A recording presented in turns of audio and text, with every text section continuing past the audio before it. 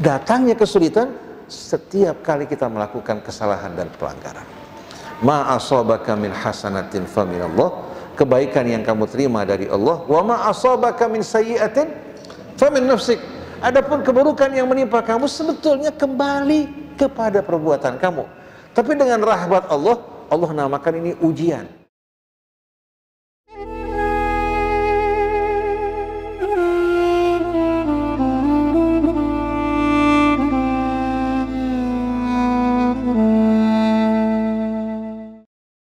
Bismillahirrahmanirrahim. Alhamdulillahi rabbil alamin. Hamdan katsiran tayyiban mubarakan fi kama yuhibbu rabbuna wa yarda.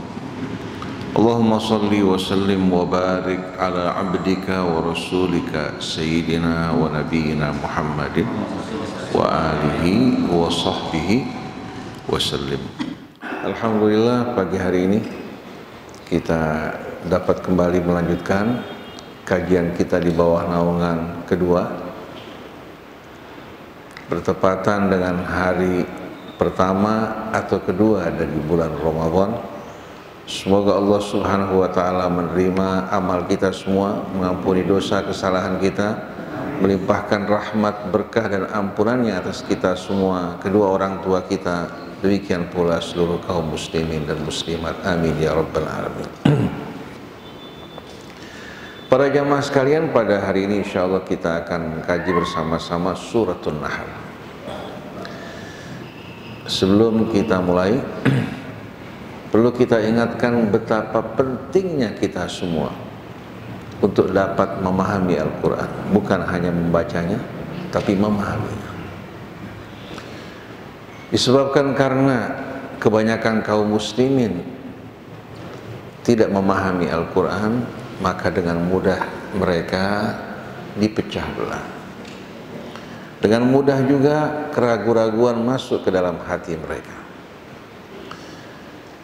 Saat ini hadirin sekalian, serangan begitu gencar terhadap Al-Quran yang berupaya untuk menimbulkan keraguan-raguan di hati kita terhadap kebenaran Al-Quran, bukan hanya datang dari orang di luar Islam, bahkan orang-orang yang tadinya berasal dari kaum muslimin mulai melontarkan berbagai macam syubhat dan juga kontradiksi menurut dirinya dalam Al-Quran.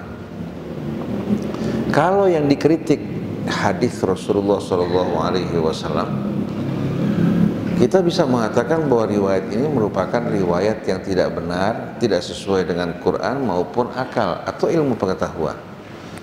Tapi kalau ayat-ayat Al-Quran yang diserang, maka dengan sendirinya fondasi Islam akan apa? Akan runtuh. Dan ayat-ayat Al-Quran merupakan ayat-ayat yang diturunkan dari sisi Allah Subhanahu wa ta'ala tanpa keraguan sedikit pun.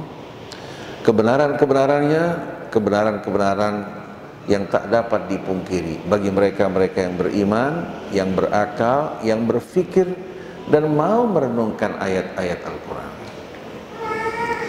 Tapi kaum muslimin pada saat ini kebanyakannya terpisah dari Al-Quran.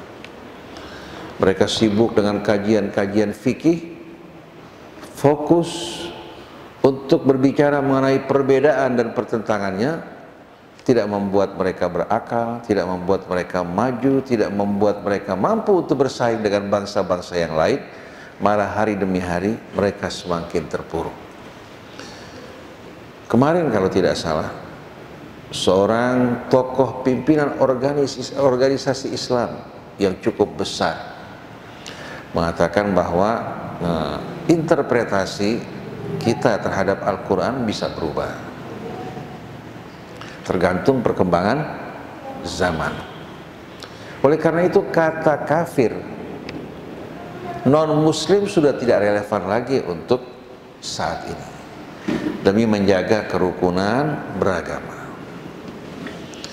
Lalu dia membawa contoh bahwa orang-orang Yahudi juga sudah mulai melakukan perubahan-perubahan. Di samping tokoh konservatif mereka, ortodok mereka, kalangan yang moderat dari mereka mulai mengatakan bahwa kami memohon maaf atas sikap-sikap kami sebelumnya memandang orang di luar Yahudi sebagai orang-orang rendah.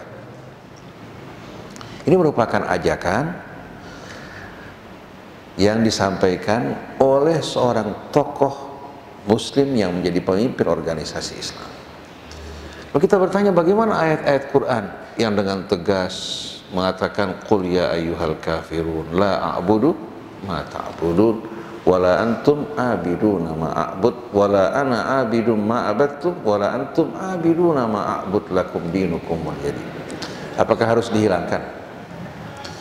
Begitu juga laqad kafara alladziina qalu innallaha huwal masih ibnu maryam. Laqad kafara alladziina qalu innallaha tsalitsu tsalatsa. Di saat kita menganggap mereka-mereka yang menyembah Al-Masih sebagai orang yang kafir, maksudnya ingkar terhadap kebenaran yang kita imani, kita yakini yang datang dari sisi Allah. Begitu pula kita di mata mereka juga yang tidak mengimani Yesus sebagai anak Tuhan, juga di mata mereka kita orang-orang yang kafir dan tersesat. Masing-masing dengan keyakinannya. Oleh karena itu setelah Allah memerintahkan kita dengan tegas untuk mengatakan qul ya ayyuhal kafirun la a'budu ma ta'budun wala antum abiduna ma a'bud, menegaskan bahwa kita tidak mungkin menerima keyakinan mereka atau mengikuti cara beribadah mereka, begitu pula keadaan mereka. Tapi walaupun demikian, bukan berarti kita dibolehkan untuk apa? Dibolehkan untuk menzalimi mereka, mencerca mereka, atau mencaci maki Tuhan mereka. Bahkan kita diperintahkan untuk berperilaku baik terhadap mereka. Karena dakwah Islam dengan cara yang baik, dengan penuh hikmah, nasihat-nasihat yang disampaikan dengan penuh kecintaan yang betul-betul bertumpu di atas kebenaran dan argumentasi, ini yang akan dapat masuk ke dalam hati manusia tanpa paksaan. Dan Allah sendiri yang memerintahkan ud'u ila sabili rabbika bil hikmati wal mau'izatil hasanah. Begitu juga wala tujadilu ahlal kitab illa billati hiya ahsan illa alladziina zalamu minhum. Jangan kalian berdialog dengan ahli kitab kecuali dengan cara yang lebih baik, lebih santun, lebih argumentatif, ya, menyampaikan bukti-bukti kebenaran dari Allah, bukan menyampaikan dan melampiaskan emosi kita. Kecuali mereka-mereka yang berbuat kezaliman, mengangkat senjata, memerangi kita, tidak mungkin lidah berhadapan dengan senjata. Jadi Islam dalam keimanan keyakinannya, dalam prinsip-prinsipnya yang begitu tegas, tidak ada tawar-menawar dalam menerima kebatilan, hal-hal yang tidak benar yang bertentangan dengan ajaran Allah, tetap kita diperintahkan berlaku baik dan mulia terhadap sesama kita. Artinya apa hadirin sekalian? Islam agama yang mengizinkan adanya perbedaan, tapi tidak membenarkan hal-hal yang tidak benar dan mengakuinya. Ini kan beda sekali. Jadi tidak perlu mereka-mereka merasa khawatir bahwa umat Islam ketika mereka berkuasa, ketika mereka berjaya akan memerangi mereka-mereka kaum minoritas. Sebaliknya malah yang terjadi, minoritas Islam yang berada di tengah-tengah mayoritas non-Islam banyak mengalami penganiayaan. Ini merupakan fakta yang tidak bisa diingkari. Oleh karena itu seorang muslim yang sejati tidak menjadi seorang muslim sejati kecuali di saat mempelajari Al-Quran. Ini merupakan kitab Allah yang langsung diturunkan Allah selama kurang lebih 23 tahun secara bertahap diturunkan agar kita dapat memahaminya, merenungkannya, dan mengamalkan petunjuk dan isinya. Mudah-mudahan upaya kita bersama-sama insya Allah dalam menyampaikan ayat-ayat Allah Subhanahu wa Ta'ala, menerangkannya, akan mendapatkan sambutan dari kaum muslimin di negara kita yang akan membawa kebangkitan untuk kita semua sebagaimana umat-umat sebelum kita. Mereka bangkit, mereka mulia, keluar dari kegelapan menuju kehidupan yang terang benderang dengan cahaya Al-Quran. Baik, kita mulai ya. Kita mulai. Nanti insya Allah usai pengajian kita, kajian kita bersama Al-Quran, kita akan membahas juga sesuai dengan permintaan sebagian jamaah untuk menerangkan apa itu perbedaan antara ruh, nafas, ya, yang seringkali hadirin sekalian melahirkan kesalahpahaman dalam hal ini. A'udzubillahi minasyaitonirrajim. Bismillahirrahmanirrahim. Surah An-Nahl merupakan surah Makkiyah yang diturunkan pada periode akhir berdiamnya Nabi kita Muhammad sallallahu alaihi wasallam di kota suci Mekah. Sedangkan pokok dan inti kandungannya menjelaskan hubungan Allah Subhanahu wa taala dengan manusia. Menjelaskan hubungan Allah Subhanahu wa taala dengan manusia dan juga menerangkan kepada kita semua bahwa ciptaan Allah Subhanahu wa taala baik yang terdapat di langit maupun di bumi termasuk diri manusia merupakan bukti-bukti, tanda-tanda akan kebenaran Allah Subhanahu wa taala, keesaannya, juga rahmat dan kasihnya, demikian pula kekuasaan yang meliputi segala sesuatu.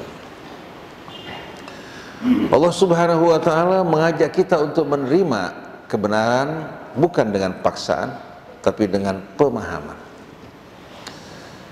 Karena apa artinya agama tanpa pemahaman, tanpa sama sekali nalar dan akal yang sehat. Padahal Quran diturunkan dalam rangka untuk menerangi akal kita semua, sebagaimana matahari dan cahayanya menerangi kedua bola mata kita, begitu juga Al-Quran diturunkan Allah sebagai nur yang menerangi jiwa kita semua, agar kita berjalan di atas kebenaran ala bayyinah dengan berpegang kepada apa?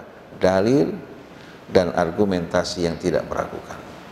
Maka Allah perintahkan Rasulnya dalam surah Yusuf untuk mengumumkan kepada kita semua, Qul hadhihi sabili ad'u ilallah ala basiratin ana wa manittaba'ani wa subhanallah wa ma ana minal musyrikin. Katakan wahai Rasulullah, hadhihi sabili, inilah jalanku, ini metodeku, ini manhajku. Lalu Allah terangkan manhaj yang dilakukan dan disampaikan Rasul, ad'u ilallah ala basirah. Saya mengajak manusia ala basirah dengan membuka apa? Akal, pikiran dan hati mereka. Bukan menerima menelan begitu saja, tapi ala basirah. Kalau basar merupakan pandangan apa? Pandangan mata kita. Kalau basirah adalah apa?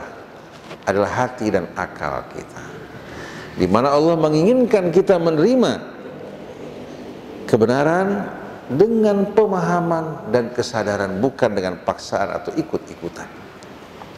Ana wa manittaba'ani, inilah jalanku yang diumumkan Rasul. Wa manittaba'ani, demikian pula jalan orang-orang yang mengikuti aku. Wa subhanallah, dan maha suci Allah, wa ma ana minal musyrikin, sekali-kali aku bukan tergolong dari orang yang mempersekutukan Allah. Maka dari ayat ini jelas sekali manhaj Rasul dalam dakwahnya, sebagaimana yang disampaikan Al-Quran, mengajak kita untuk menerima sesuatu atas dasar pemahaman. Ini kan betul-betul merupakan apa? Merupakan satu kemuliaan bagi kita kaum muslimin yang beragama dengan penuh kesadaran dan pemahaman. Mari bersama-sama kita memulai renungan kita. A'udzubillahi minasyaitonirrajim.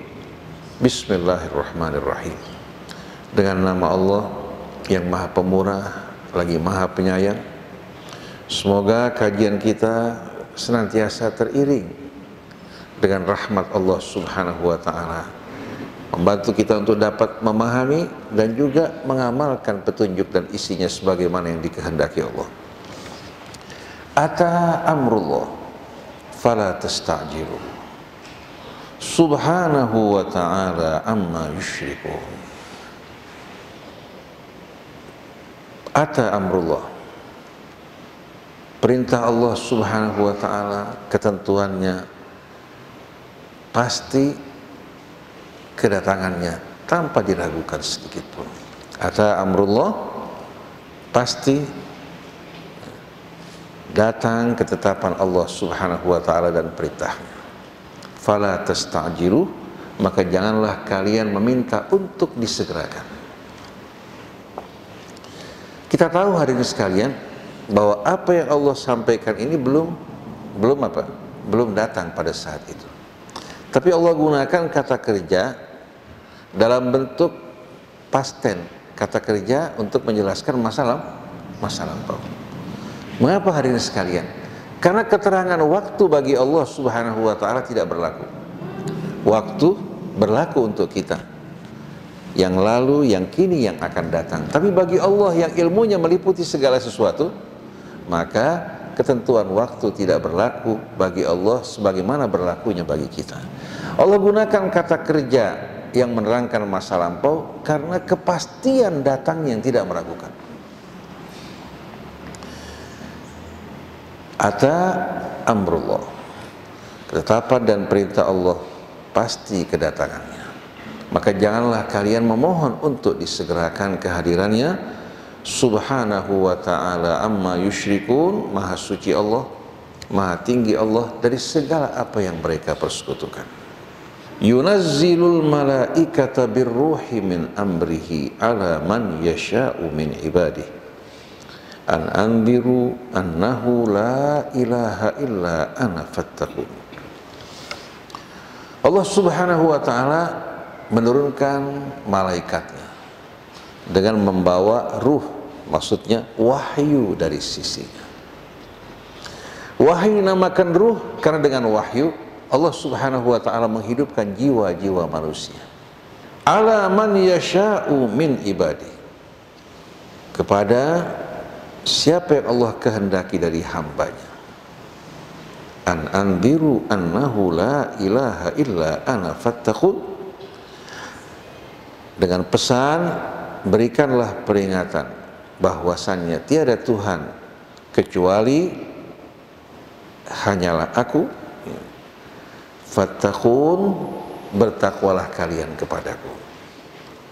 Di sini kalau kita perhatikan hadirin sekalian, keterangan Allah Subhanahu wa ta'ala yang menurunkan malaikatnya dengan tugas mengantarkan ruh atau wahyu dari sisinya yang berisikan petunjuknya. Kata amrun di sini merupakan hal-hal yang langsung berhubungan dengan Allah, bukan berhubungan dengan Jibril atau berhubungan dengan Nabi kita Muhammad SAW.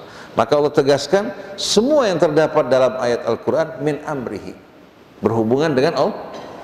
Kemudian yang menerima wahyu juga orang-orang yang dipilih dan dikehendaki oleh Allah, tidak dikembalikan pada kita untuk memilihnya, karena terbukti banyak kali manusia memilih, pilihan mereka salah. Tapi pilihan Allah tidak akan mungkin salah, karena Allah mengetahui tentang makhluknya, baik di depan kita maupun di masa yang akan datang yang tidak akan mengalami perubahan. Allahu a'lamu haitsu yaj'alu risalata.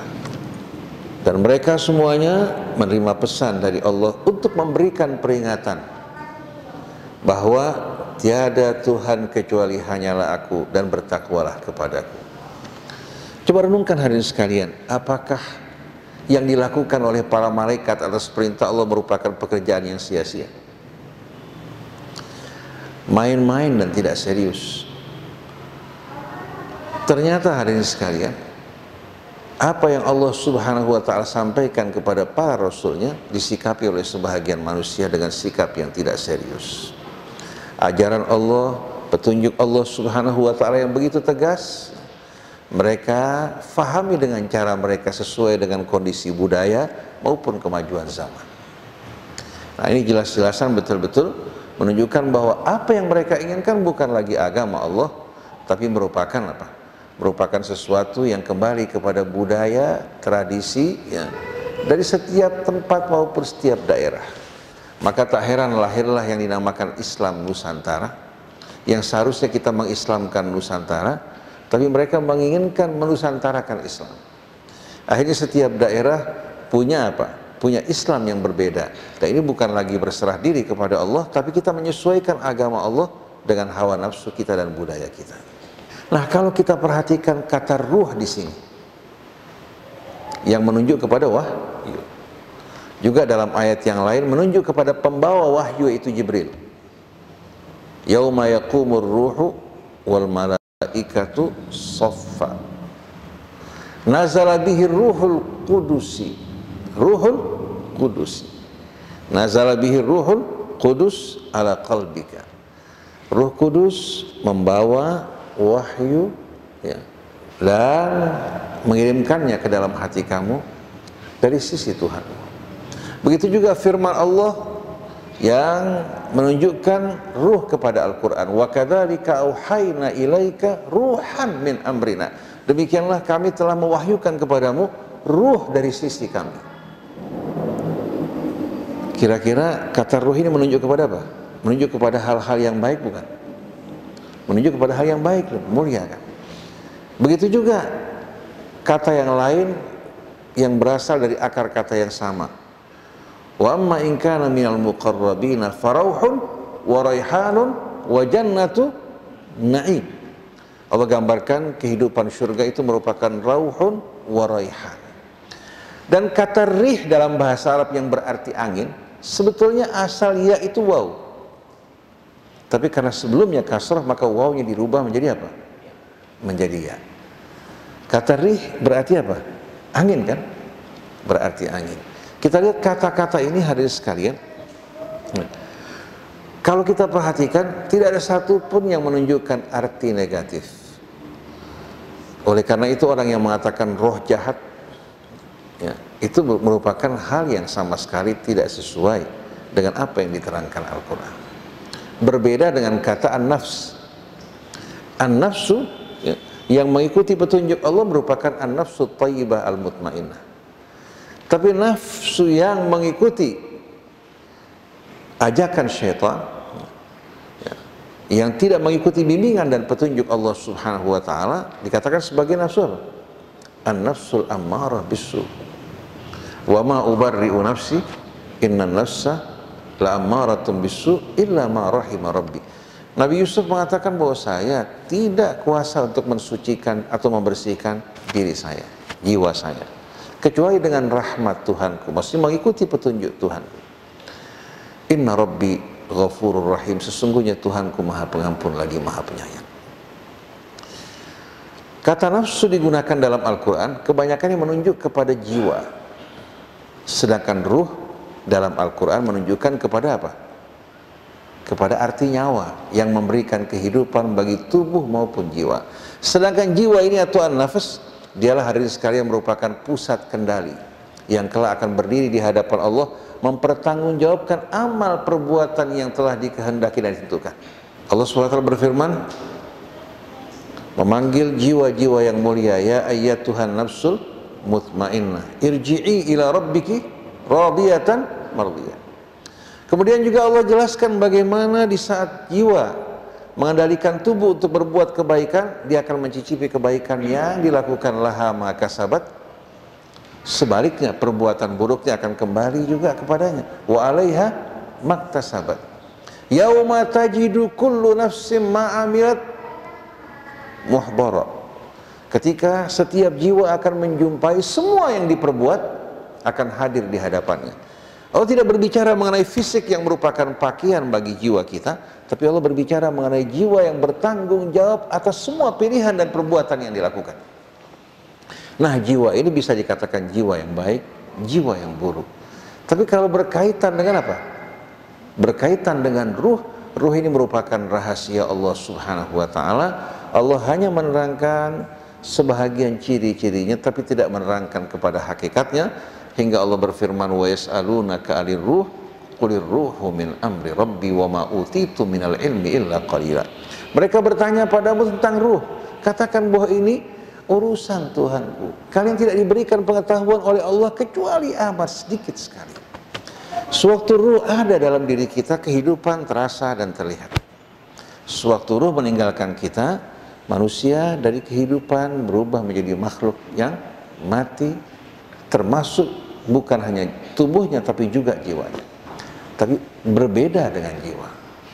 Berbeda dengan jiwa. Dan yang diwafatkan Allah di hari kemudian nanti adalah jiwa. Allahu yatawaffal anfusa hina mautiha wallati lam tamut fi manamiha. Allah yang mewafatkan jiwa-jiwa pada saat matinya. Begitu pula pada saat dia tidur, bukan dalam keadaan kematian. Jiwanya, kesadarannya Allah Subhanahu wa taala ambil. Pada saat tidur ruh masih terdapat dalam tubuhnya. Tapi bagi yang meninggal dunia, begitu jiwanya dicabut, ruhnya akan mengikuti.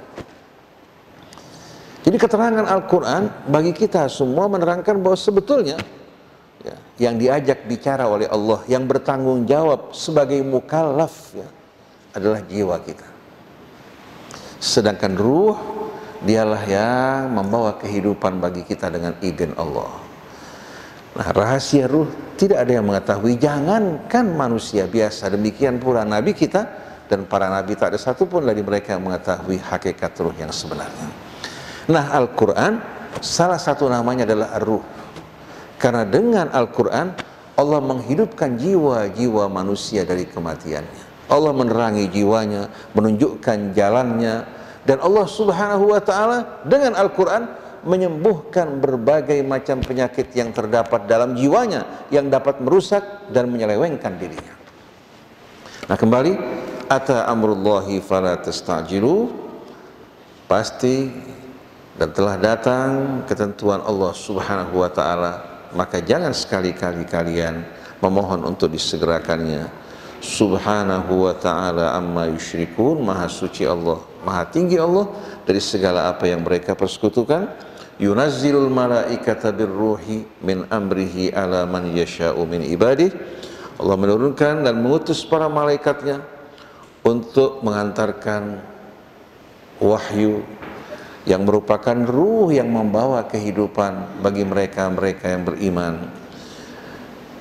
yang berasal dari sisinya, ketetapannya dan petunjuknya.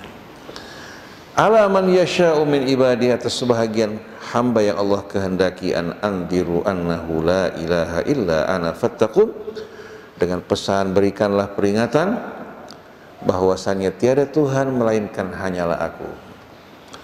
Fattaqun, hendaklah kalian bertakwa kepadaku.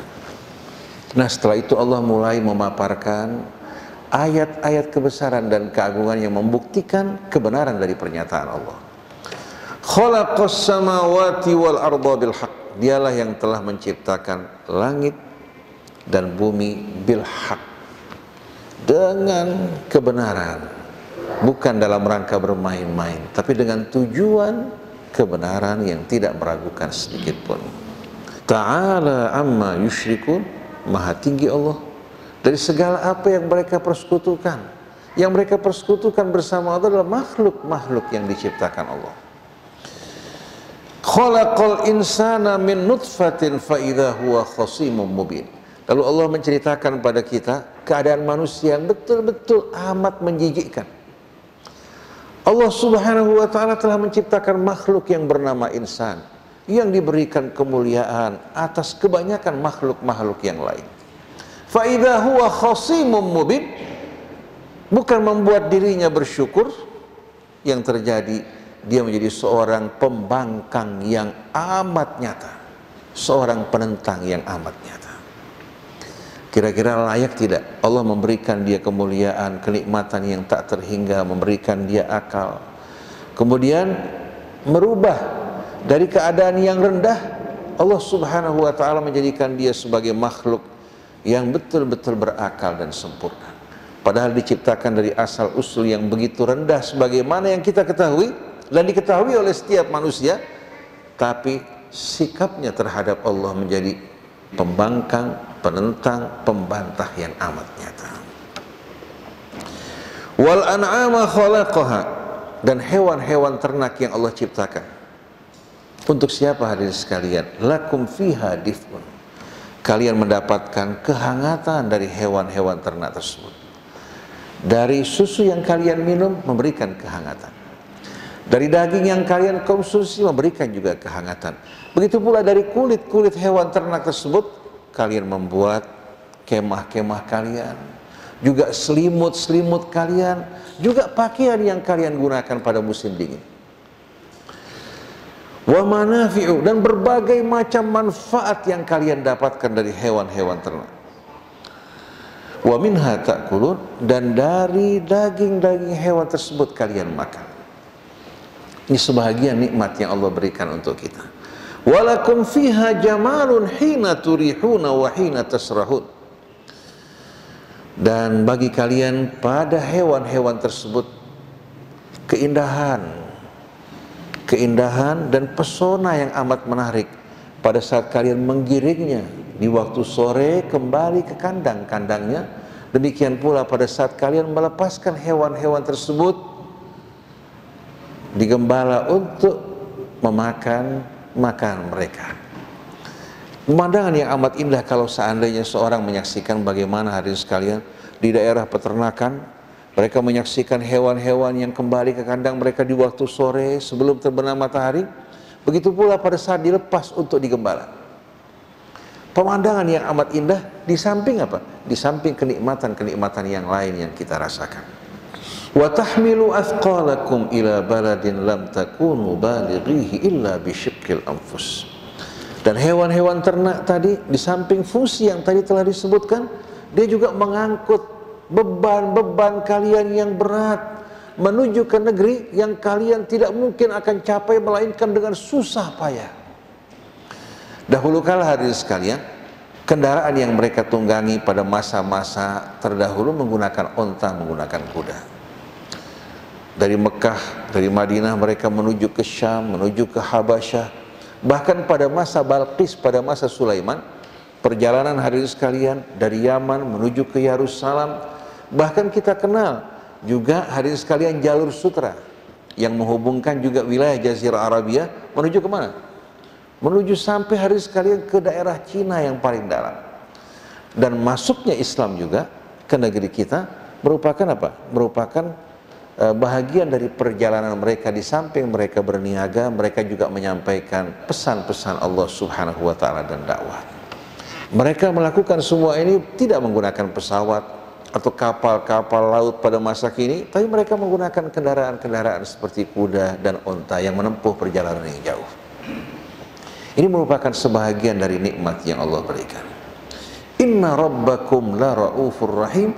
Sesungguhnya Tuhan kalian yang menciptakan dan mengasuh kalian benar-benar maha penyantun lagi maha penyayang. Kalau seandainya sebaliknya atau setara Allah berikan onta dan kuda akal seperti manusia, kira-kira siapa yang akan ditunggangi hadirin sekalian? Kita akan menunggangi onta apa onta yang menunggangi kita? Atau onta yang memerintahkan kita untuk mengangkut beban-beban mereka? Tapi dengan rahmat Allah, walaupun tubuh mereka lebih besar, tapi Allah berikan kemuliaan manusia sebagai khalifah. Walaqad karramna bani Adam wa hamalnahum fil barri wal bahri wa razaqnahum minat thayyibat wa faddalnahum ala katsirin mimman khalaqna tafdila. Sungguh kami telah melimpahkan kemuliaan kami atas Bani Adam. Kami angkut mereka di daratan, di lautan, kami utamakan atau kami menganugerahkan mereka berbagai macam keutamaan atas kebanyakan makhluk yang kami ciptakan. Ini merupakan nikmat-nikmat yang tak mungkin dapat kita pungkiri. Wal khayla wal bighala wal hamir. Di samping kendaraan onta, Allah sediakan bagi kita kuda, juga bagal. Bagal ini merupakan buah perkawinan dari kuda dan himar. Kemudian wal hamir, dan himar atau keledai. Litarkabuha, untuk kalian tunggangi. Wazinah, di samping sebagai tunggangan juga sebagai apa? Hiasan bagi kalian. Kalau sekarang orang mengkoleksi kendaraan-kendaraan mewah, pada zaman dahulu juga orang mengkoleksi kuda-kuda yang mewah dan harganya pun berbeda-beda tergantung kekuatannya, kecepatannya, begitu pula penampilannya. Jadi Allah menganugerahkan bagi kalian di samping kendaraan yang kalian kendarakan juga hiasan bagi kalian, wazina. Nah, penutup ayat ini wa yakhluqu ma la ta'lamun, dan Allah juga akan menciptakan apa yang kalian tidak tahu pada saat itu. Fi'il mudhari khalaqa yakhluqu. Yakhluqu ini menjelaskan sesuatu yang sedang atau akan datang. Karena belum ada, maka dengan sendirinya apa? Dan kelak Allah akan menciptakan bagi kalian kendaraan-kendaraan yang belum kalian tahu sehari. Seperti dalam surat Yasin, wa ayatul lahum anna hamalna dzurriyyatahum fil fulkil mashhun wa khalaqna lahum min mithlihi ma yarkabun. Sebagai tanda-tanda kebesaran Allah Subhanahu wa ta'ala, wa ayatul lahum anna hamalna dzurriyyatahum fil fulkil mashhun. Kami mengangkut mereka, keluarga mereka, anak keturunan mereka dalam bahtera yang penuh. Yang penuh dengan penuh dan barang-barang yang mereka angkut. Dan kami juga menciptakan mim mithlihi yang serupa yang kelak mereka akan tunggangi. Ini mengisyaratkan akan apa? Berbagai macam kendaraan, baik yang saat ini kita kenal dengan kendaraan bermotornya, termasuk pesawat udara. Tapi kalau pada saat itu Allah katakan kami akan menciptakan pesawat udara yang mengangkut kalian di udara, kira-kira orang-orang Arab pada saat itu akan ingkar apa tidak? Mereka tidak akan mungkin menerima. Sebagaimana ketika Rasulullah mengabarkan bahwa dia diisrakan, dimi'rajkan dari Mekah menuju Yerusalem, mereka tidak dapat menerima hal tersebut. Kecuali orang-orang yang betul-betul penuh keimanan dan keyakinan akan kekuasaan Allah. Jadi Allah berikan isyarat bahwa kelak Allah akan ciptakan kendaraan-kendaraan yang mereka tidak ketahui dan kenal pada masa itu. Wa 'alallahi qasdus sabil wa minha ja'irun walau syaa lahadakum ajmain. Wa 'alallahi qasdus sabil, menjadi kewajiban Allah untuk menerangkan, memberitahukan jalan yang lurus. Kalau Allah tidak menerangkan, menunjukkan jalan yang lurus, manusia tersesat, pasti di hari kemudian nanti mereka akan apa? Mereka akan mengatakan, ya Allah, bagaimana kamu menghukum kami sebelum apa? Sebelum memberitahukan kami. Hingga Allah mengatakan, antaqulu yaumal qiyamati inna kunna an hadza ghafilin. Jangan kalian beralasan di hari kemudian nanti kami tidak tahu menahu tentang hal ini. Au taqulu law anna unzila alainal kitabu lakunna ahda minhum. Atau kalian beralasan kalau kami diberikan kitab, diberikan petunjuk, kami akan lebih baik dari mereka. Sekarang Allah telah turunkan kitabnya kepada kita, maka tidak ada alasan bagi kita untuk mengatakan bahwa kami tidak tahu menahu. Nah, kira-kira yang disebutkan kitab ini Al-Quran bukan? Al-Quran. Kalau buku fikih hanya menjelaskan hukum-hukum, ketetapan-ketetapan yang ditetapkan Allah Subhanahu wa Ta'ala maupun Rasulnya dari apa yang difahami oleh para ulama. Tapi kalau Al-Quran menjelaskan apa? Menjelaskan rahasia kehidupan secara menyeluruh. Asal usul kita, kemana kita akan pergi, untuk apa kita hidup di dunia, dan bagaimana cara hidup yang benar. Begitu pula bukti-bukti kebenaran Allah Subhanahu wa Ta'ala ini terdapat dalam Al-Quran. Tapi kalau orang langsung mempelajari hukum-hukum fikih tanpa mengenal Allah, akan muncul gak rasa hormat di hatinya? Tidak akan mungkin sama sekali. Wa 'alallahi qasdus sabil, maka menjadi kewajiban Allah untuk menerangkan jalan yang lurus. Tapi tidak semua orang berjalan di atas jalan tersebut. Wa minha ja'ir, di antara sebagian kalian ada yang menyimpang dari jalan tersebut. Ini kembali pada pilihan kalian. Bukan kembali kepada apa? Bukan kembali pada ketentuan Allah, tapi pilihan kalian. Pada saat kalian memilih jalan yang menyimpang, akibat yang kalian alami, jangan kalian kembalikan pada Allah. Yang memilih jalan kebenaran, kebajikan dan lurus, dia menerima anugerah karunia dari Allah, semua itu merupakan nikmat anugerah yang Allah anugerahkan bagi kalian. Tapi pada saat seorang makan cabai pedas, jangan salahkan Allah. Betul dari sekalian. Di saat orang menggunakan tangannya ke dalam api, jangan salahkan Allah kalau terbakar. Karena Allah tetapkan api membakar, tapi Allah tidak gunakan api untuk membakar kalian. Jadi orang sering kali mengembalikan musibah yang menimpa dirinya kepada Allah, padahal musibah yang menimpa dirinya akibat dari ulah perbuatannya. Sedangkan kebaikan dan nikmat yang diterima seluruhnya berasal dari Allah. Hingga Nabi Ibrahim dalam talbiyahnya, Subhanak, Maha suci Engkau, Labbaik Allahumma labbaik, merupakan kata sambutan yang menyambut panggilan dan seruan Allah. Al khairu minka, kebaikan semua dari Engkau. Wasyarru laisa ilaik, sedangkan keburukan tidak kembali kepada kamu. Maka jangan pernah kita kembalikan keburukan kepada Allah. Karena keburukan, kalau bukan ulah perbuatan kita, ulah sesama kita sebagai masyarakat, yang akibatnya bukan hanya mengenai pelakunya, tapi mengenai juga saudara-saudaranya. Seperti seorang kalau membakar rumahnya, yang lain berpangku tangan, maka yang lain ikut terbakar. Ini akibat siapa? Akibat ulah perbuatan manusia. Tapi sayang kalau ada yang baik yang diterima, dia tidak kembalikan pada Allah, yang buruk dikembalikan pada Allah. Dia mengatakan ini takdir Allah, kita bisa berbuat apa? Tapi kalau dia mendapatkan peruntungan, istri yang baik, anak yang baik, dia mengatakan siapa dulu orang tuanya. Tapi kalau anaknya nggak baik, dia mengatakan takdir Allah. Takdir Allah. Seorang wanita mendapatkan suami yang baik, dia mengatakan pilihan siapa. Kalau suaminya buruk, dia mengatakan apa? Ini takdir Allah Subhanahu wa ta'ala. Ini merupakan sikap yang tidak adil. Seharusnya kalau kita terima kebaikan, alhamdulillah. Kalau kita mengalami keburukan, pilihan kita salah, ini kesalahan kita. Allah Subhanahu wa ta'ala tidak terlibat dalam hal ini. Ketentuan Allah, ketentuan yang maha adil. Oleh karena itu Imam Ali mengatakan, dawa'uka fika wa ma tash'uru. Obatmu ada pada dirimu wahai manusia, tapi kamu tidak sadar. Wada'uka minka, penyakitmu bersumber dari ulah perbuatan kamu. Wa tastankiru, tapi kamu ingkari. Nah, kalau Bapak Ibu hadirin hadirat membiasakan diri untuk betul-betul meyakini semua kebaikan yang kita terima dari Allah, sedangkan keburukan kembali kepada kita, kita akan mengoreksi diri kita, memohon ampun, beristighfar, bertaubat. Ini yang akan mengantarkan kita menuju kemuliaan. Jadi jangan pernah kita apa? Mengkambing hitamkan takdir Allah. Karena Allah Subhanahu wa ta'ala Ar-Rahman Ar-Rahim tidak mungkin memzalimi hambanya. Wa ma zalamahumullah walakin kanu anfusahum yadhlimun. Saya Bapak Ibu sekalian sering betul-betul merasakan bagaimana perlakuan Allah yang mulia dan peringatannya pada saat saya bersalah.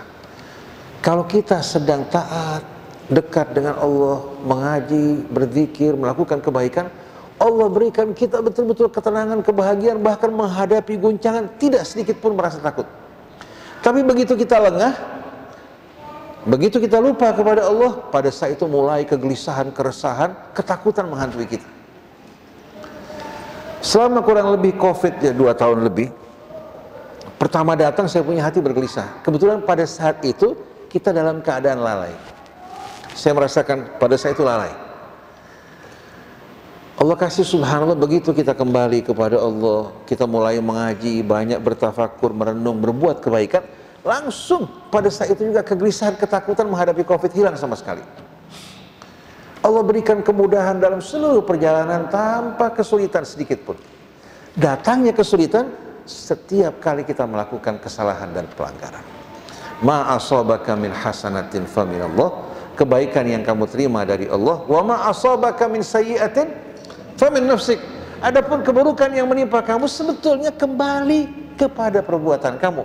Tapi dengan rahmat Allah, Allah namakan ini ujian. Ketika Bani Israel lupa kepada Allah, melakukan pelanggaran, Fir'aun berkuasa terhadap mereka, menganiaya mereka, Allah bilang inna fi dzalika bala'um min rabbikum wa fi dzalika bala'um min rabbikum 'azim. Allah namakan itu bala, ujian, padahal kembali pada kita. Kita yang berbuat ulah, kita sakit atau terkena musibah, Allah katakan itu ujian, padahal datangnya itu penyakit sebetulnya sebabnya adalah kita. Coba berusaha merenungkan hal ini, insya Allah hadirin akan betul-betul menikmati kedamaian, kebahagiaan yang tak terhingga.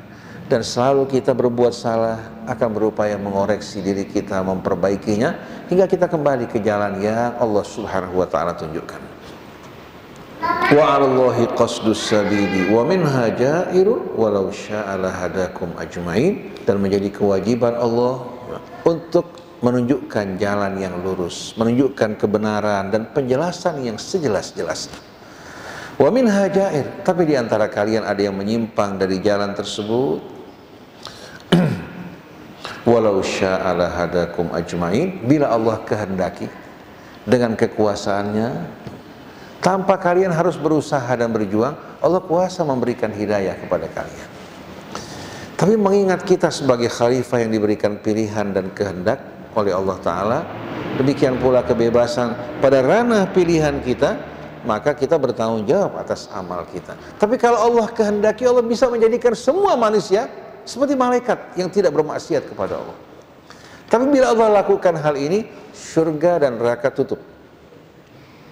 Surga dan neraka tutup, status manusia sebagai khalifah juga berakhir, dia akan hidup seperti para malaikat. Inilah rahasia mengapa Allah perintahkan malaikat untuk sujud kepada Adam. Padahal kalau kita lihat dari sisi ketaatan, kebersihan hidup, malaikat lebih bersih. Cuma perbedaan status, malaikat tidak mengalami ujian seperti manusia. Mereka taat pada Allah, bertasbih kepada Allah tanpa sama sekali perjuangan melawan hawa nafsu mereka. Sedangkan manusia berhadapan dengan cobaan yang berat, berhadapan juga dengan berbagai macam tantangan. Di saat mereka taat dengan pilihan mereka, bersabar menghadapi ujian yang bermacam-macam, maka mereka akan mendapatkan kemuliaan di hari akhir nanti. Saya mau tanya sebagai penutup, Allah kisahkan nggak kepada kita malaikat mendiami surga? Pernah nggak ibu dengar ayat dalam Al-Quran atau keterangan dari Rasul, malaikat akan menikmati kehidupan surga bersama orang-orang yang beriman? Pernah nggak? Nggak ada kan? Malah yang kita dengar, malaikat menyambut para penghuni surga. Salamun alaikum tibtum fadkhuluha khalid wal malaikatu yadkhuluna min kulli bab. Kenapa hadirin sekalian? Karena kenikmatan kebahagiaan di surga nanti Allah anugerahkan bagi mereka-mereka yang berjuang, berhadapan dengan hawa nafsunya, istiqamah di atas jalan kebenaran. Dan jalan ini merupakan jalan mulia, jalan yang betul-betul berdasarkan kebenaran yang tidak meragukan. Demikianlah, mudah-mudahan saya sebagai seorang ustadz ya dibantu untuk dapat menjalankan, menyampaikan amanat Allah Subhanahu wa taala. Hingga di hari akhir nanti kita hadirin sekalian dapat terbebas dari pertanggungjawaban yang berat. Karena hisab untuk kita para ustadz beda sama para jamaah sekalian. Orang yang punya uang 1 juta beda hisabnya dengan yang punya 100.000. Nah, pertanyaan yang Allah akan ajukan bukan hanya berkaitan dengan sikap saya secara pribadi, tapi juga tanggung jawab saya untuk menyampaikan amanat Allah. Nah, kalau perbuatan saya bertentangan dengan apa yang saya sampaikan, coba betapa besarnya tanggung jawab di hari kemudian nanti. Di antara orang yang dibenci oleh Allah, orang yang berbicara tidak sesuai dengan perbuatannya. Kabura maqtan indallah, betul-betul amat besar kemurkaan Allah Subhanahu wa taala, antaqulu ma la taf'alun, kalian berbicara tidak sesuai dengan apa yang kalian perbuat. Wal iyadu billah. Jadi kehadiran para jamaah ini sebetulnya membantu saya, meringankan saya untuk menyampaikan amanat Allah Subhanahu wa taala. Nah, mudah-mudahan di hari kemudian nanti para jamaah ikut bersaksi bahwa kita hari sekalian menyampaikan amanat Allah Subhanahu wa taala. Dan ini sesuai dengan apa yang Nabi lakukan sebelum beliau meninggal dunia. Pada Hajjatul Wada beliau mengatakan, ala hal balagh, ketahuilah, bukankah saya telah menyampaikan amanat Allah? Lalu sahabat mengatakan, syahidna ya Rasulullah, kami bersaksi. Kemudian Rasulullah mengatakan, hendaknya yang mendengar, yang menyaksikan, menyampaikan kepada mereka-mereka yang gaib. Ini Nabi kita Muhammad sallallahu alaihi wasallam. Jadi mudah-mudahan bersama-sama kita berjalan menuju keridhaan Allah, juga menggapai kebahagiaan di hari akhir, dan Allah mudahkan hisab kita semuanya. Subhanakallahumma wa bihamdik, asyhadu an la ilaha illa anta, astaghfiruka wa atubu ilaik. Wassalamualaikum warahmatullahi wabarakatuh.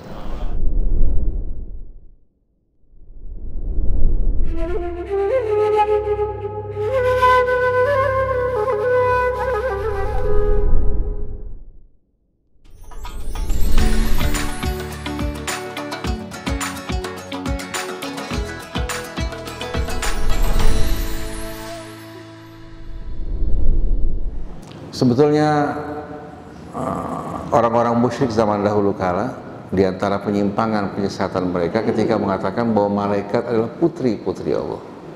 Putri-putri Allah Subhanahu wa ta'ala. Ini merupakan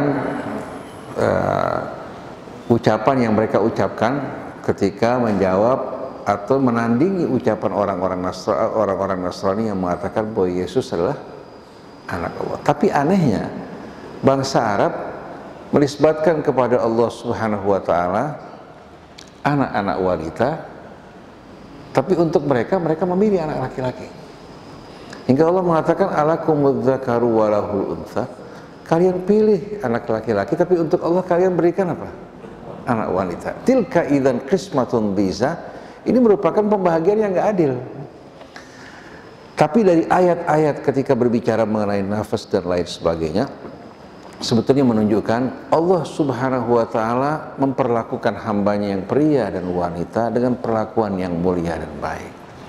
Karena kecondongan manusia pada umumnya memandang laki-laki ini apa? Sebagai makhluk ya, yang berada di atas, wanita adalah makhluk inferior. Padahal Al-Quran tidak pernah sekalipun menerangkan hal ini.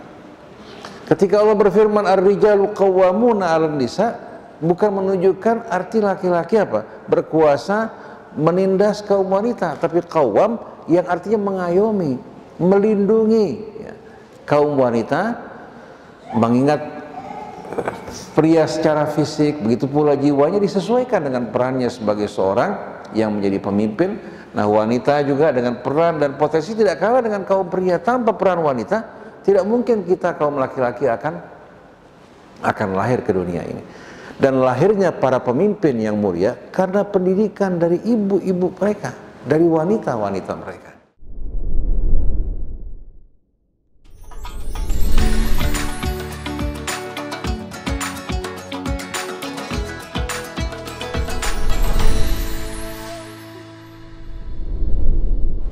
Baik, jadi untuk menghadap ke hadapan Allah perlu kita mengenal nama ruh kita, agar kita mengenal jalan untuk menuju Allah. Sebetulnya hal ini kalau kita perhatikan merupakan satu pernyataan tambah dalil dari Quran maupun dari sunnah Nabi kita, yang ada sebagaimana yang Allah terangkan dalam suratul Qaf, wa ja'at kullu nafsim ma'aha sa'iqun wa syahid. Laqad kunta fi ghaflatin min hadha fakashafna anka ghita'aka fabasaruka al-yawma hadid. Begitu orang dibangkitkan dari kuburnya, orang ini tidak perlu mencari jalan, tapi nanti apa? Malaikat-malaikat yang tadinya mendampingi dirinya dengan setia di kanan maupun di kirinya akan dikawal oleh malaikat. Waja'at kullu nafsin ma'aha sa'iqun wa syahid. Satu malaikat yang menunjukkan jalan, satu malaikat menjadi saksi dan membawa kitab amalnya. Sampai tiba di hadapan Allah, wa qala qarinuhu hadza ma ladayya atid. Maka pendampingnya itu malaikat yang mendampingi dalam kehidupan dunia datang ke hadapan Allah mengatakan, ini data-data hamba-Mu ya Allah yang tersedia di tangan kami. Jadi malaikat langsung melaporkan data-data orang tersebut ke hadapan Allah. Hadza ma ladayya atid. Langsung Allah Subhanahu wa Ta'ala mengumumkan keputusannya. Keputusan pertama apa? Alqiya fi jahannama kulla kaffarin anid manna'in lil khairi mu'tadim murib alladzi ja'ala ma'allahi ilahan akhar fa'alqiyahu fil adzabis syadid. Firman Allah ditujukan pada dua malaikat. Kalau satu alqi, kalau dua alqiya fi jahannam. Allah keluarkan keputusannya, campakkan ke dalam api neraka jahannam kulla kaffarin anid, tiap makhluk yang ingkar lagi pembangkang. Kalau dia tidak membangkang, katakan dalam keadaan kafir, mendapatkan keterangan dari Allah, dia akan sambut dan terima. Tapi dia kafar, bukan hanya kafir, amat-amat ingkar, anid lagi pembangkang. Manna'in lil khair, untuk kebaikan kikir. Tapi kalau untuk kemaksiatan, untuk beriforia, tangannya terbuka dengan luas. Manna'in lil khair, mu'tadin murib, dan kegemarannya melanggar batas-batas yang telah Allah Subhanahu wa Ta'ala gariskan. Murib, jiwanya penuh kebimbangan dan keraguan. Seperti yang kita jumpai bukan hanya di kalangan awam, bahkan di kalangan mereka-mereka yang dianggap sebagai tokoh Islam. Nah, selanjutnya Allah mengatakan fa'alqiyahu fil adzabis syadid, campakkan dirinya ke dalam azab yang maha pedih. Jadi sebelum Allah Subhanahu wa Ta'ala apa? Sebelum Allah Subhanahu wa Ta'ala mengumumkan yang lain, Allah dengan tegas mengumumkan peringatannya kepada mereka yang tidak mengindahkan, menghiraukan bimbingan, petunjuk dan peringatan Allah Subhanahu wa taala. Lalu begitu mereka hadirin sekalian berkumpul dengan syaitan yang menyesatkan dirinya dulu, Allah kisahkan qala qarinuhu rabbana ma atghaituhu walakin kana fi dhalalin ba'id. Syaitan ini berkata, ya Allah, bukan saya yang menyesatkan dirinya, tapi memang dia yang memilih jalan kesesatan yang jauh tersebut. Buktinya tidak semua orang mengikuti saya. Saya mengajak ini orang karena ini orang cocok dengan saya, sejalan dengan pilihan saya, dia ikut bersama saya. Allah mengatakan qala la takhtasimu ladayya wa qad qaddamtu ilaikum bil wa'id. Tidak perlu kalian bertengkar, berselisih, saya sudah berikan peringatan sebelumnya kepada kalian. Ma yubaddalul qawlu ladayya wa ma ana bidhallamin lil abid. Tidak akan ada perubahan bagi keputusanku dan aku tidak pernah sekalipun berbuat aniaya kepada hamba-hambaku. Oleh karena itu Allah dalam kehidupan dunia menegakkan rambu-rambu iman, kafir, tauhid, syirik, haram dan halal, ya. Ini semua rambu-rambu agama Allah. Kalau rambu-rambu jadi dihilangkan, maka manusia tidak akan dapat memilih jalan mana yang dikehendaki Allah, mana yang diridhainya dan mana yang dimurkai Allah. Oleh karena itu rambu-rambu agama Allah yang Allah tegakkan, yang Allah sampaikan melalui rasul-rasulnya dan kitabnya, jangan sekali-kali kita robohkan. Jadi berkaitan dengan ruh ini merupakan rahasia Allah Subhanahu wa taala yang Allah ajarkan kepada kita, terangkan dalam kitabnya, bukan menerangkan hakikatnya kepada kita, dia menerangkan ciri-ciri, kelebihan-kelebihan yang ada pada ruh. Ini sebagai pelajaran buat kita. Adapun yang tidak diperlukan untuk kebutuhan kita sebagai khalifah di muka bumi, Allah Subhanahu wa taala tidak terangkan bagi kita semua. Tadi yang disampaikan Ustaz Abu Bakar merupakan hal yang amat menarik hadirin sekalian berkaitan dengan wawasan rohani tadi. Nah, kita berharap mudah-mudahan semakin kita mendalami Al-Quran, mendengarkan keterangan-keterangannya, dan cara yang terbaik untuk memahami satu kata dalam Al-Quran dengan mengumpulkan semua katanya. Jadi kata ruh dalam Al-Quran coba dikumpulkan semuanya.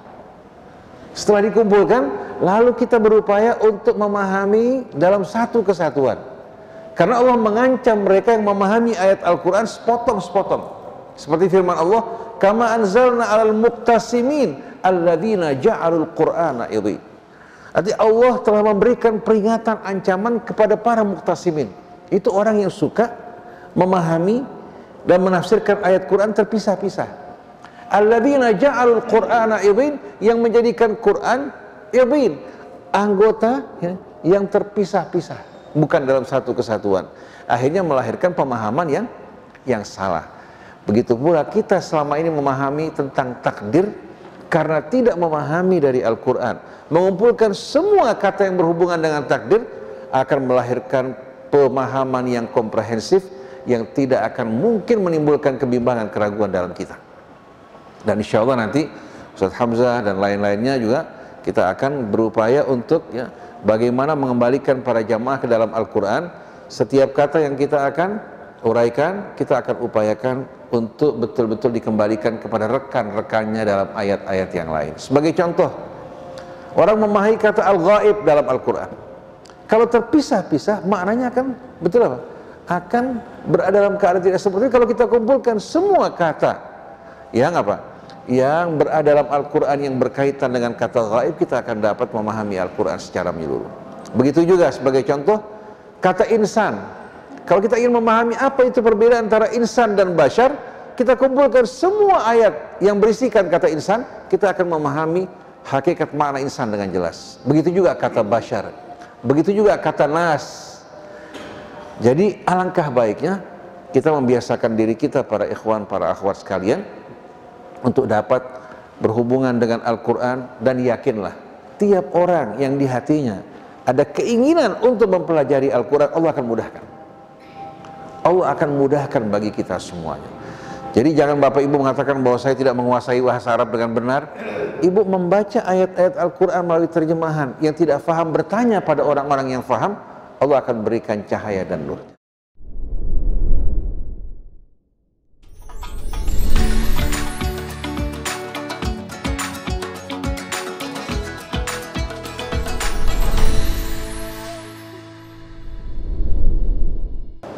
Baik. Anak kembalikan kepada firman Allah dalam surat Fussilat. Sebab kekalahan kita dan kemenangan mereka. Allah berfirman, wa qala alladziina kafaru la tasma'u li hadzal qur'an walghaw fihi la'allakum taghlibun. Ini pengakuan dari orang-orang kafir nih. Orang-orang kafir berkata kepada teman-temannya yang Allah ceritakan kepada kita, jangan sekali-kali kalian mendengarkan Al-Quran ini. Apabila Al-Quran dibacakan, ciptakan kekacauan agar kalian mampu untuk mengalahkan mereka, agar kalian sebagai hal-hal yang kita butuhkan dalam praktek-praktek ibadah kita. Tapi inti, rahasia, hakikat Islam hanya dapat difahami melalui Al-Quran. Kenapa saya kembalikan kepada Al-Quran bukan kepada buku-buku akidah? Karena kalau buku-buku akidah pasti akan membuat kalian apa? Membuat kalian akan bertentangan, berselisih satu dengan lainnya. Tapi kalau kembali kepada iman, Islam, ihsan, iman sebagai fondasi, Islam sebagai bentuk berserah diri, kepatuhan kita pada Allah, ihsan merupakan buah dari iman dan Islam kita. Islam betul-betul akan melahirkan hari ini sekalian buah-buah yang tak terhingga.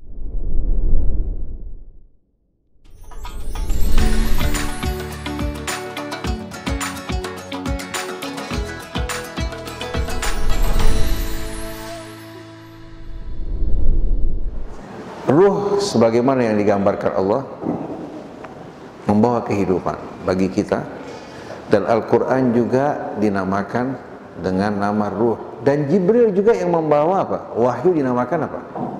Ruh. Ruh ya, yang memberikan kehidupan buat kita, tidak apa? Secara otomatis dia akan menghidupkan orang yang mati jiwanya, tapi tergantung bagaimana peran jiwa. Kalau jiwa sejalan dengan pesan-pesan ya, yang datang dari sisi Allah Subhanahu wa Ta'ala, maka Al-Quran yang merupakan ruh pasti akan membawa kehidupan bagi kita semuanya. Tapi ruh yang Allah Subhanahu wa Ta'ala ya, turunkan melalui malaikatnya kepada Rasul yang diutus oleh Allah Subhanahu wa Ta'ala, kalau tidak disambut oleh jiwa-jiwa ya, yang mau menerima kebenaran, maka orang tersebut hidup tapi kehidupannya dianggap orang yang mati. Maka Allah berfirman, liyundira man kana hayyan wa yahiqqal qawlu alal kafirin, untuk memberikan peringatan kepada orang-orang yang jiwanya hidup. Begitu ruh Allah Subhanahu wa Ta'ala masukkan ke dalam dada kita dalam bentuk petunjuk, jiwanya dalam keadaan hidup, dia akan menyambut. Tapi di saat jiwanya menolak, maka orang tersebut sama dengan orang apa? Yang mati dalam hidupnya. Nah, berkaitan dengan jiwa, baik kata maskulin maupun feminin dalam Al-Quran atau dalam bahasa Arab, itu sebetulnya tidak menunjukkan jenis kelamin. Contohnya, tidak semuanya menunjukkan jenis. Nah, dalam bahasa Arab, asyamsu, matahari, muannas, kata feminin. Bulan dalam bentuk mudzakkar, dalam bentuk kata maskulin. Tapi bukan berarti bahwa jenis kelamin matahari apa? Perempuan, dan jenis kelamin bulan laki-laki, sama sekali tidak. Tapi di sini sebetulnya ya merupakan muannas dalam bentuk majas, metafora, tidak dalam bentuk hakikat. Dan ini bukan hanya dalam bahasa Al-Quran. Sebelum Al-Quran menggunakan, orang Arab telah menggunakan kata apa? Kata feminim untuk matahari, begitu pula untuk bulan. Jadi bukan dimulai dari Al-Quran, dari sebelum Al-Quran diturunkan, kata-kata tersebut telah apa? Menjadi kata-kata yang bersifat mu'annas. Begitu juga an-nafas, sebelum Quran diturunkan, juga nafas dikenal di tengah-tengah bangsa Arab sebagai kata feminim, tapi majazi. Kata majazi. Yang artinya sifatnya bukan dalam bentuk hakiki, tapi dalam bentuk maknawi. Lah yang paling penting di sini, kita lihat bahwa Al-Quran merupakan ruh. Orang yang menyambut seruan Allah Subhanahu wa Ta'ala, yang tidak sama sekali menjadikan orang-orang yang memerangi Allah Subhanahu wa Ta'ala, memerangi agamanya sebagai walinya, walaupun ayah ibunya, walaupun keluarganya, Allah akan berikan dukungan ruh dari sisinya. Di antaranya, orang tersebut selalu jiwanya didampingi oleh para malaikat. Kemana dia pergi akan selalu diarahkan. Nah, sebagai penutup ada sebuah hadis riwayat yang menarik. Idza ahabballahu abdan, kalau Allah mencintai seorang hamba, ankata fi qalbihi nuktatan min nur. Allah akan pancarkan pancaran cahaya ke dalam jiwanya. Wa fataha masami'a qalbi, Allah akan buka telinga-telinga hatinya. Wa saddada wa amara malaikatan an yusaddiduhu. Jadi apabila Allah mencintai seorang hamba, cintanya bukan cinta seperti kita. Cinta Allah kepada seorang hamba karena dia menyambut seruan Allah Subhanahu wa taala dan juga menjadikan Allah dan orang yang beriman sebagai walinya, keberpihakannya kepada Allah membuat dia menjadi hamba yang dicintai. Allah akan pancarkan cahaya ke dalam jiwanya. Allah akan buka pintu-pintu hatinya.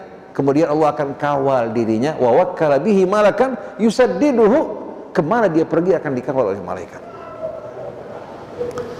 Tapi sebaliknya, wa idza abghadallahu abdan, kalau Allah murka kepada seorang hamba karena sikapnya yang berpihak kepada musuh Allah, berpihak kepada kebenaran, ankata fi qalbihi nuktatan sauda. Hatinya yang tadinya terang mulai muncul percik-percik hitam. Kalau dia tidak bertobat, dia akan meliputi hatinya seluruhnya. Kalla bal rana ala qulubihim ma kanu yaksibun. Jadi karat-karat perbuatannya akan menutupi cahaya hatinya. Kemudian wa aghlaqa masami'a qalbi, karena sikap sombongnya Allah tutup pintu-pintu hatinya. Wa wakkala bihi syaitanan yudilluhu, Allah biarkan syaitan yang menjadi teman yang menyesatkan dirinya kemana dia pergi. Seperti firman Allah, wa man ya'shu an dzikrir rahman nuqayyid lahu syaitanan fahuwa lahu qarin. Siapa yang berpaling dari zikrul rahman, yaitu Al-Quran, kami akan biarkan syaitan menyelubungi dirinya sebagaimana kulit telur yang menyelubungi isinya. Kemana dia akan pergi, syaitan selalu mengawal diri. Nah, orang kalau sudah menjadi teman syaitan, kemana berjalannya hadirin sekalian.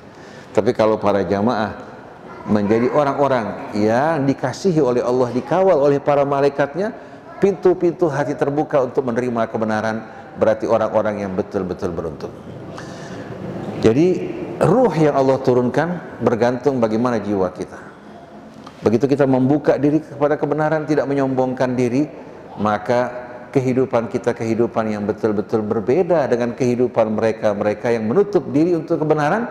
Walaupun nampak mereka mulia di dunia, tapi tak ubahnya mereka bagikan orang-orang yang mati dan tidak memiliki nilai sedikit pun di sisi Allah Subhanahu wa taala. Subhanakallahumma wa bihamdik, asyhadu an la ilaha illa anta astaghfiruka wa atubu ilaik, wal afu minkum, wassalamu alaikum warahmatullahi wabarakatuh.